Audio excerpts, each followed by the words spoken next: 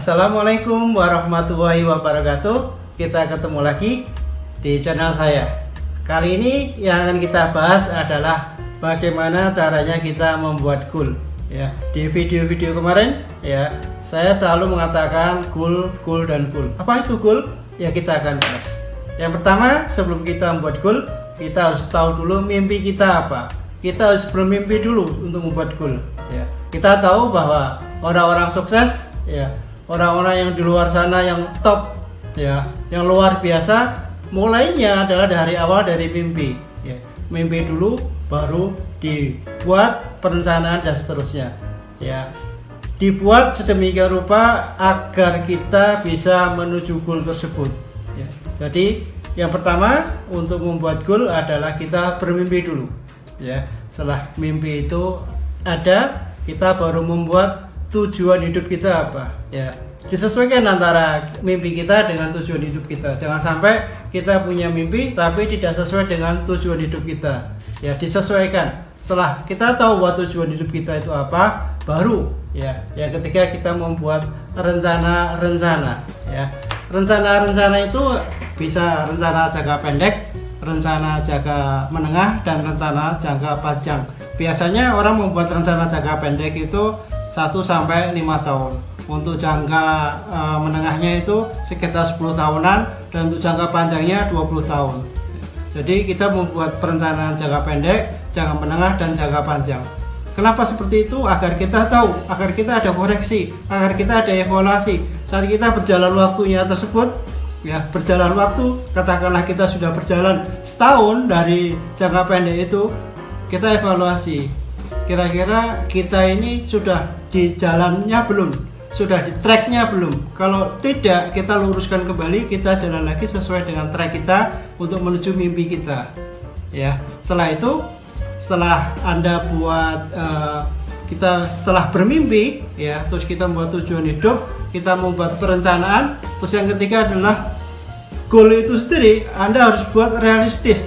Jangan terlalu mulu-mulu, ya, yang realistis, yang kira-kira akan kita bisa capai. Kira-kira goal itu adalah memang bisa kita raih dengan waktu tertentu, ya, bukan tidak mungkin akan kita raih. Kalau tidak mungkin jangan dibuat goal, ya. Itu yang pertama. Yang kedua, dapat diukur, ya. Diukur itu kira-kira akan tercapai goal itu setahun, 2 tahun, 5 tahun, 10 tahun, ya. Kalau nggak diukur juga percuma. Kalau nggak bisa diukur juga percuma. Ya, harus ada ukurannya goal kita itu. Yang ketiga adalah relevan, ya, harus relevan. Ya, goal itu relevan dengan tujuan hidup kita, relevan dengan pekerjaan kita, relevan dengan yang kita tekuni saat ini, bidang yang kita tekuni, sehingga kita juga akan sesuai dengan tracknya. Kalau tidak relevan, nanti kita mau ke Surabaya, tapi jalan kita ke Jakarta tidak akan pernah ketemu. Jadi harus relevan. Terus ada targetnya, ya, sekali lagi ada targetnya. Goal itu ada targetnya. Targetnya itu berapa lama Anda bisa raih, ya, kapan Anda bisa raih, ya, sehingga ada kejelasan. Kita juga akan merasa bahwa ini harus tercapai. Ini kalau nggak tercapai harus ada percepatan, ya. Misalkan targetnya untuk jadi apa, itu berapa tahun, di mana dan kapan, dan caranya bagaimana untuk mendapatkan itu, ya. Terus yang selanjutnya adalah ada action plan-nya, ya, action plan-nya, ya, rencananya apa untuk mencapai itu, ya. Misalkan kita ini kalau kita ilustrasikan, kita mau mendapatkan nilai 10, ya, action plan-nya itu apa, ya, untuk mendapatkan nilai 10 tersebut, ya. Misalkan kita belajar, kita banyak membaca, kita banyak beraktivitas, strategi kita apa, taktikal kita apa, sehingga tercapai nilai 10 tersebut.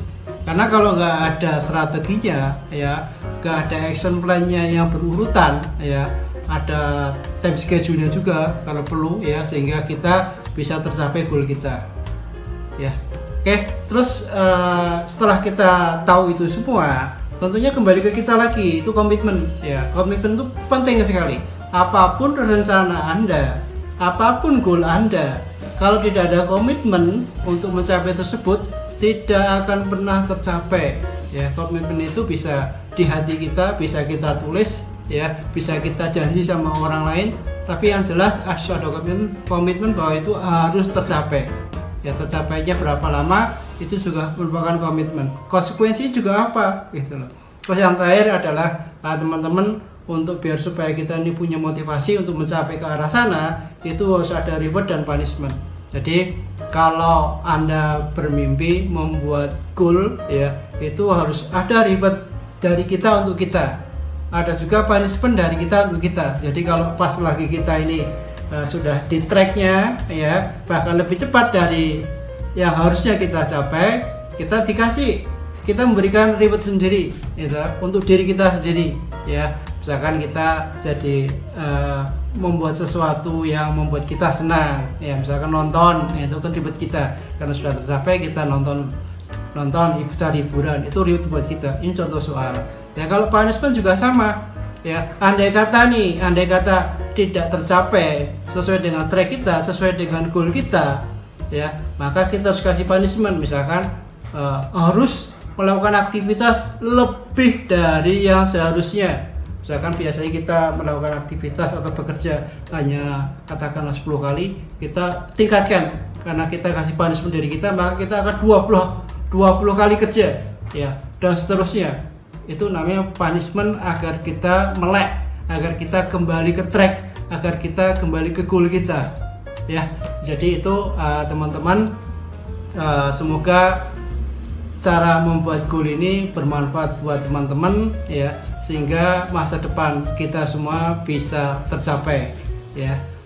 Begitu teman-teman semua, semoga video ini bermanfaat buat saya, bermanfaat juga buat teman-teman yang nonton, ya.